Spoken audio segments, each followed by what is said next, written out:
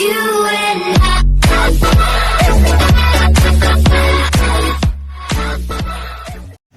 Halo sobat Seleb Kampung dimanapun kalian berada, ketemu lagi bersama kita di channelnya Seleb Kampung.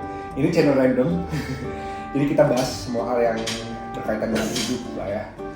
Hari ini kita akan membahas suatu hal yang menarik, yaitu kita akan review film, yaitu filmnya baru aja tayang hari Kamis ya maksudnya? Kamis ya. Hari Kamis, yaitu Petualangan Sherina 2.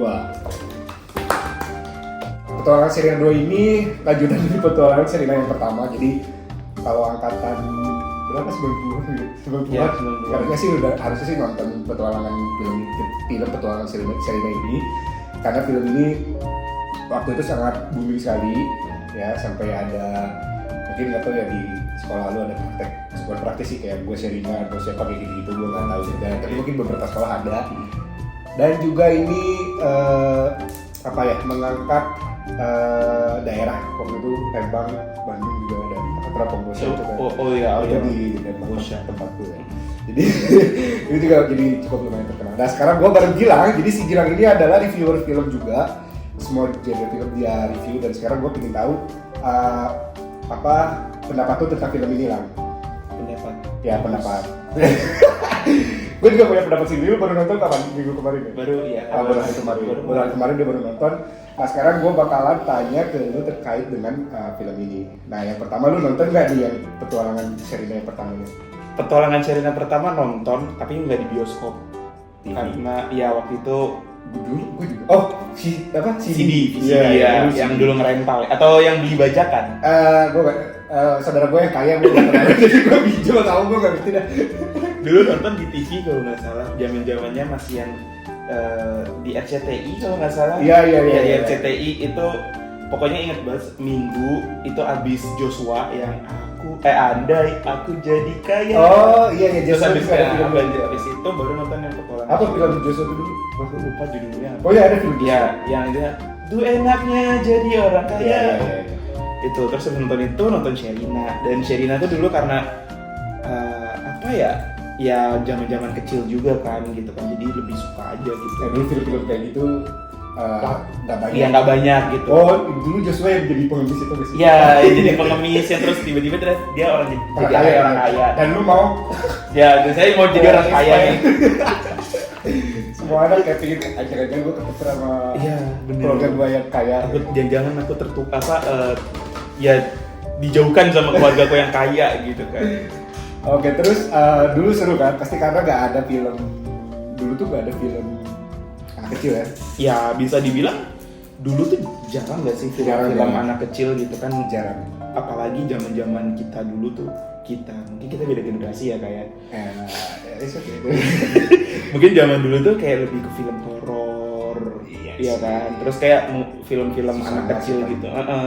Film-film anak kecil gitu kan mulai jarang. Kayak kita mau bertumbuh kembang bersama tuh sama film-filmnya Joshua, film-filmnya ya Sherina, Derby gitu. Sherina itu paling terkenal. Oke, selanjutnya, nah setelah lu nonton yang pertama terus lu compare dengan yang terbaru, apa yang lu rasain perbedaannya gitu? Perbedaan mungkin ya Sherina makin dewasa. Perbedaannya apa ya? Mungkin dari kayak ekspektasi aja sih sebenarnya. Kayak dulu kan mungkin pas zaman anak kecil kita habis nonton Sherina, terus kan kita kayak berekspektasi, aku mau jadi Sherina gitu kan. Terus kayak terus vakum.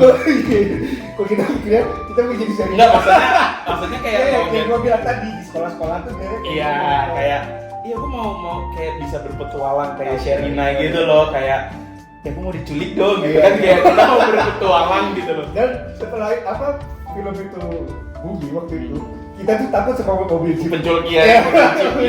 Itu bahkan kayak inget banget kayak ada mobil jeep itu kayak kita kabur dikit gitu kan. Nah kayak intinya kita berekspektasi bahwa kita tuh pengen berpetualang kayak Sherina gitu, kayak Sherina Derby atau Sherina Sadam gitu kan. Terus kita semenjak dewasa, kita kan belum tahu nih bakal ada Sherina 2 dan lain-lain. Kira kita berekspektasi kan kayak gimana ya kalau misalkan Sherina udah jadi dewasa, dia tuh kayak bakal kayak gimana gitu kan, kayak entah mungkin atau mungkin zamannya seumurannya Sherina dulu. Kalau aku mungkin nggak relate ya, aku pernah nonton di TikTok itu tuh kayak orang-orang banyak yang kayak kok Sherinanya nggak yang kayak kita pikirkan sih, kayak dia terlalu overwhelmed sama kerjaan, terus sama yang percintaan dan lain-lain gitu kan. Ternyata di filmnya tuh ya dia fine-fine aja sama kerjaannya, mungkin ya emang ya ini spoiler nggak sih? Ya udah kepala selalu menonton ya serah lah gitu kan. Ya walaupun di filmnya juga ada beberapa Sherina tuh overwhelmed sama kerjaannya gara-gara tadinya dia mau ditugaskan ke Swiss ke Davos, tapi malah ke Kalimantan. Itu kan ya sebenarnya cukup relate lah sama kerjaan juga kan. Kita udah kerja keras dari nol untuk mencapai sesuatu, tapi tahu-tahu disikat nih sama yang punya orang dalam gitu kan. Mungkin di situ sih beberapa yang mungkin relate nih sama kita. Mungkin itu aja sih ekspektasi kita tuh kayak bener-bener Sherina tuh akan menghadapi dunia pekerjaan yang super ribet gitu loh. Sesuai dengan apa yang kita rasain. Iya, rasain sekarang. Nah, dulu kan pas nonton pas kita lagi main-main. Bener. Udah di dunia kerja itu profesional. Oke. Apa yang menurut lu paling mencolok di ceritanya yang kedua ini? Cuma perhatian lu tuh apanya? Apakah musiknya, aktor-aktornya? Mungkin kalau aktor karena mungkin nostalgia aja kali ya, karena ya kita nonton Sherina kecil waktu itu pas kita juga masih kecil, jadi pas ngelihat Barbie, ngelihat Sherina jadi dewasa kayak gitu, kita kayak amazed aja gitu, wah udah pada dewasa gitu, oh udah pada gede gitu kan. Terus mungkin kalau dari filmnya ini aku lebih tertarik tuh sama isu yang diangkat sih, yang dari Sherina ini, karena isu yang diangkat ini kan pelestarian orang hutan ya, dan kita tahu sendiri di daerah Kalimantan sendiri kan juga si perburuan atau perburuan hewan-hewan langka tuh masih banyak, terutama orang hutan. Terus juga banyak juga warga-warga, bahkan warga-warga atau penambang dekat Kalimantan itu sendiri ada yang nggak terlalu menghargai sama alam juga kan. Makanya di petualangan Sherina 2 ini tuh aku rasa kayak uniknya mengangkat isu itu, kayak penting loh si orang hutan itu ada di alam tuh karena apa? Karena menyebarkan biji-bijian biar si pohon-pohon itu bisa berkembang lagi, nggak cuma di satu titik doang gitu. Setuju sih. Cukup kaget sih sebenarnya karena di awal yang cerita Sherina yang dulu itu kan memang penculikan. Nah sekarang tuh kayak gue mikir ini nanti petualangan Sherina kedua ini akan ngambil setting yang seperti apa gitu kan, karena masa dewasa culik-penculik kan kayak nggak make sense. Nah ternyata dia ngambil tema yang bilang tadi pelestarian lingkungan, terus juga masuk ke orang hutan, terus juga ngenalin ini loh hutan Kalimantan. Dan kita mungkin orang Indonesia sendiri mungkin nggak tahu kalau di Kalimantan, nggak semua orang tahu kalau di Kalimantan ada tempat pelestarian, dan kita nggak terlalu fokus ke sana. Nah dengan adanya film yang ini tuh kayak nyadarin kita bahwa ini loh isu yang hangat-hangatnya terjadi juga, bukan hanya isu-isu yang marah kayak di digitalisasi, tapi juga ini tentang alam. Gue setuju sih gitu sih. Kita tahu ya di akhir-akhir tahun ini kayak kita digenjar sama film-film tuh yang horor, yang drama. Kebanyakan sih horor ya, karena sampai sekarang pun juga kalau kita ke bioskop itu juga kebanyakan film horor. Dan jadi munculnya petualangan Sherina 2 ini kayak membuat warna baru sih di satu tahun ini ya, 2023 ini ya, dari masa Januari sampai Oktober ini tuh kayak petualangan Sherina 2 tuh kayak film fresh gitu loh, yang kayak kita disuguhkan dengan alur cerita yang bagus. Setuju, walaupun kita udah pada tua gitu ya. Tapi maksud gue itu masih layak untuk ditonton sama kita, mungkin karena gue juga suka dengan menguasai tema-tema yang melestarikan lingkungan dan sebagainya. Jadi menurut gue ini film yang bagus, dan anak-anak juga bisa untuk menikmati film-film ini. Ramah. Ini keluarga kok film. Iya, keluarga. Oke, terus juga sekarang kita mulai ke aktor-aktornya. Menurut lu Sherinanya ada perubahan nggak? Selain fisik ya, pasti gue kayak. Iya, kalau dari segi Sherinanya, dari Sherina kecil ke Sherina dewasa, aku nggak ngelihat perbedaan sih. Kayak dari muka itu kayak ini Sherina kecil gitu loh, kayak Dari perilakunya juga kadang-kadang kayak suka ketawa sendiri, ih kok kayak mirip Sherina kecil ya perilakunya gitu kan. Suaranya juga, vokalnya juga, jadi kayak I see no difference gitu kan, kayak udah kayak Sherina aja gitu kan. Derby pun juga sama kayak Saddam, ya mungkin Saddam yang dulu gitu ya, Saddam punya anak mami banget, penakut. Sekarang tuh yang kayak udah evolve gitu loh, kayak ini loh Saddam yang udah dewasa, yang udah bisa tanggung jawab gitu kan. Itu sih kayak kalau dari perbedaan dari dua karakter itu ya, kayak kita bisa melihat nih, oh ternyata si Derby si Saddam ini tuh udah bisa berkembang ya gitu setelah pertemanan sama Sherina gitu kan. Terus juga yang harus kita perhatikan ini kan, ada beberapa karakter pendukung nih, kayak ada Isyana, terus juga ada siapa lagi? Siapa sih yang komika itu? Pokoknya yang jadi Aryo itu. Aku lupa. Iya, itu. Adit. Gue lupa. Iya, Adit. Siapa Aryo itu gimana? Menurutku karakter ya Ardit itu ya layaknya komika ya gitu kan, kayak tugasnya emang lucu gitu kan, ngasih punchline yang dimana kita lagi emang dibikin suasana tuh biar bisa komedi gitu kan, emang tugasnya komika. Cuman di satu sisi di karakter lain aku suka banget sama karakternya si Shalendra sama yang Isyana Misty Shalendra, kayak mereka the real villain-nya gitu loh, kayak aura villainnya tuh dapet banget gitu loh, yang jahat, licik, terus banyak duit, ya kayak pejabat, kayak di zaman sekarang gitu ya, di negara negara Wakanda ya itu lah kayak the real villain banget, kayak lu punya duit, lu punya kuasa, tapi nggak gitu nyet gitu, kayak apapun bisa dibeli dengan uang gitu kan, jadi kayak vibes the real villainnya tuh dapet. Kayak aku kalau nonton mungkin kayak nonton film-film Disney gitu kan, kayak Cruella gitu, yang apa sih villainnya tuh kerasa banget gitu loh, apalagi ya beberapa scene-nya pas si Isyana gitu kan, kayak bener-bener menunjukkan sisi villainnya dia, kayak ngebuang kucing ke gudang, ya kayak she's the real villain gitu, kayak she's born to be a villain di film ini gitu. Tapi lu ada rasa gini ya, karena kan si Isyana ini kadang gue suka ngeliat dia tuh kocak gitu. Iya. Ketika dia di sini tuh gue kayak expect ini bakalan kocak atau jahat atau gimana ya, walaupun ada beberapa part yang menurut gue ini agak kocak, ada kocak. Iya. Tapi memang sebagian besar dia emang nunjukin dari sisi jahatnya. Iya. Ya emang sih kayak Isyana kenapa di cast kayak gini tuh kayak karena ya ini kan untuk anak-anak juga ya, untuk semua umur juga gitu kan, kayak iya ada sisi komedinya dari si villainnya ini, cuman sisi komedinya itu nggak menutup sisi liciknya si Misty Shalendra sama Pak Shalendranya ini gitu loh.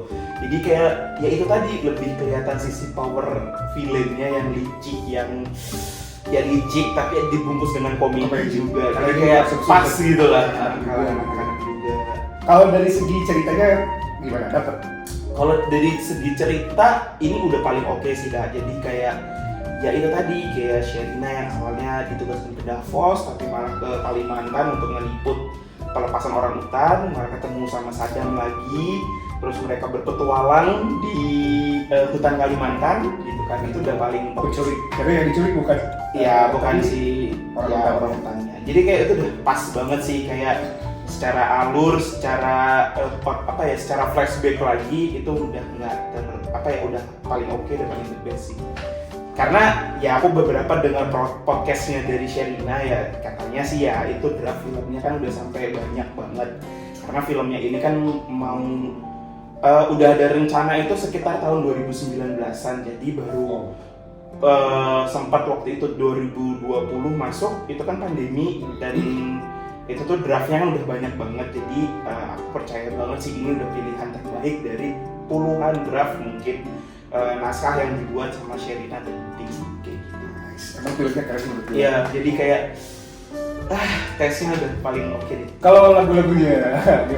Lagu-lagunya ada beberapa lagu yang ini lagu yang dulu tadi. Ya, di mixing, di apa ya? Di remix lah ya, gaulnya diganti.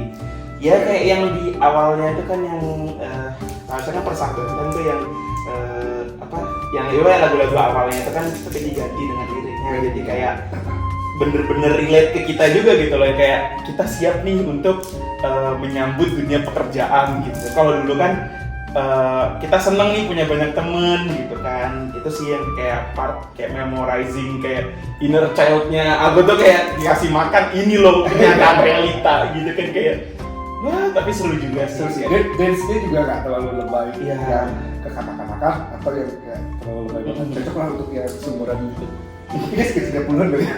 Tapi ada satu scene ketika di gudang yang si Sherina sama Sadam itu dijebak, itu kan lagunya yang mengenang bintang ya kalau nggak salah judul lagunya tuh. Itu tuh mengingatkan aku sama satu scene di filmnya La La Land.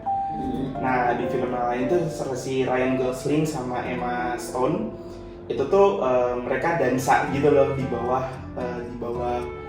lampu jalanan. Jadi kayak itu ngingetin aku, callback aku ke film La La Land. Jadi kayak ini sih keren sih, kayak Sherina terus Mbak Riri Riza tuh kayak keren sih ngambil referensinya ke La La Land. Jadi itu La La Land juga salah satu film musikal favoritku juga. Oke, jadi menurut lu berapa nilai dari film Petualangan Sherina ini? Rating pribadi sih sebenarnya 10/10 ya, karena ini film terbaik yang pernah aku tonton di tahun 2020. Film Indonesia terbaik. Setelah kemarin pocong botak kayak Transformers. Iya. Transformers sih kayak Transformers ya. Bukan, lebih Terminator. lebih ke kayak villainnya di Stranger Things 4 nggak sih, yang si Vecna. Jadi kayak itu kata, aduh udah deh bukan gak usah ditonton, cuman kayak ya tonton aja, itu seru-seruan. Gak tuh ya, kalau gue tuh kayak nonton film horor Indonesia spesialnya itu pasti ada yang kecelek aja. Kalau gue kayak aduh apa nih gitu. Dan ditambah kalau kalian ke bioskop pasti juga ngeliat banyak film-film horor yang kecelek. kayak jangan ditonton sih gitu kalau feelingku ya, kayak mending nonton Sherina 2 aja biar ngalahin KKN Desa Penari. Iya, serius gue ajak teman-teman lu yang dulu nontonnya cuma divisi di Bajakan. Iya. Pasti yakin banyak yang nonton divisi di Bajakan, terus juga nonton di TV waktu itu. Nah, lu harus nonton yang Petualangan Sherina 2, ini pasti bakalan ngingetin lu ke masa-masa itu. Tapi juga ada sisi dari dewasanya gitu, kayak gini ternyata kehidupan setelah dewasanya itu sebenarnya karakternya gak jauh beda sama yang dulu. Watak, cuma bedanya ruang lingkupnya aja, mungkin kalau sekolah sekarang jadi pekerjaan. Betul. Kalau gue juga sama, kalau gue karena sukanya itu ada isu lingkungan yang diambil orang hutan, jadi ini bagus banget buat edukasi anak-anak terutama, dan bukan hanya anak-anak sih, kayaknya orang-orang dewasa juga harus tahu kalau di kita itu krisis banyak hal gitu, termasuk krisis lingkungan juga gitu. Jadi buat gue 10/10 juga ya. Petualangan Sherina 2 keren, ya harus bisa jadi film box office Indonesia ngalahin KKN. Harus. Dan kalau boleh, siapapun yang mendengar ini, produser atau sutradara ya, pernah banyak film-film yang kayak gini sih. Iya, Indonesia betul. Oh, sama satu lagi, aku hampir lupa. Aku shout out juga buat Queen Salma yang jadi si anak kecilnya itu. Oh iya benar. Itu keren banget sih. Dari S itu, Sina Sadli. Aku lupa anjir siapa ya. Ya, yang jadi anak kecil pedalaman hutan itu Queen Salma, itu keren banget. Dia gak banyak ngomong. Actingnya keren, maksudnya walaupun minim dialog, cuman dia tuh mendalami banget loh gitu, kayak anak kecil tuh jarang yang bisa kayak gitu, apalagi di usia Queen Salma itu. Dan dia karakter kunci. Iya, itu the best. Karakter kunci dari awal sampai. Ya, itu keren banget. Oke teman-teman, itu aja review kita tentang film Petualangan Sherina. Ini kebetulan aja Gilang ada di Surabaya, jadi Gilang tuh sebelumnya di Jakarta. Jadi kita mungkin akan ada beberapa konten-konten bareng Gilang, bahas-bahas yang lebih random lagi. Jadi buat teman-teman jangan lupa untuk like, subscribe, dan komen. Kasih tahu kita mau review film apa lagi. Nanti kan di review selanjutnya. Bye.